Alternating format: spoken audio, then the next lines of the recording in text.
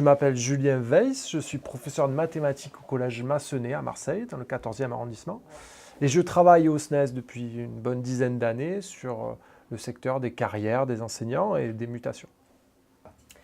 Mathilde Freux, enseignante en histoire-géographie au Collège du Rocher du Dragon, et je suis élue des personnels pour le SNES-FSU en commission pour toutes les opérations de carrière.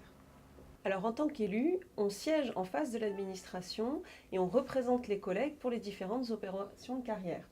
Par exemple, pour la hors-classe, nous faisons au préalable une étude des dossiers des collègues pour tous nos collègues syndiqués qui nous ont transmis une fiche d'information, mais aussi pour l'ensemble des collègues dont la situation nous interpelle au regard des fichiers que nous fournit l'administration.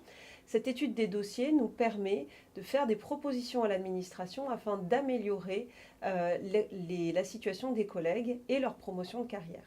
Par exemple, en commission paritaire pour la hors-classe l'année dernière, nous avons amélioré la situation d'un quart des promouvables pour la promotion de grade. On a obtenu le grade de classe exceptionnelle l'an passé, donc c'est quelque chose de formidable, c'est historique puisque ça déplafonne les carrières des enseignants, mais pour autant, on est tombé sur l'écueil de la constitution des viviers, c'est-à-dire qu'il y a la majorité des places pour ce nouveau grade qui sont faites par des collègues qui exercent des missions particulières.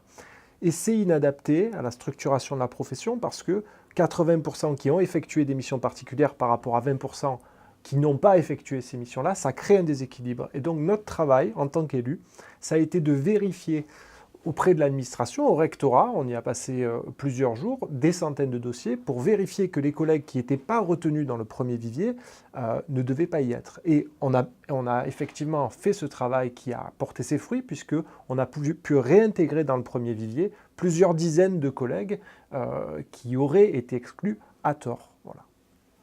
Et donc tout ce travail qu'on a pu faire grâce au vote des personnels pour le SNES-FSU les années précédentes, il est remis en cause par le gouvernement parce que le gouvernement veut supprimer le paritarisme. C'est pour ça que c'est particulièrement important aux élections professionnelles qui arrivent de voter massivement pour montrer que les collègues sont attachés au paritarisme, c'est-à-dire ne pas laisser la place à l'arbitraire. Il va y avoir un vote électronique qui se déroulera du 29 novembre au 6 décembre, pour lequel il y aura 4 scrutins, et c'est là qu'il faudra voter SNES-FSU et FSU.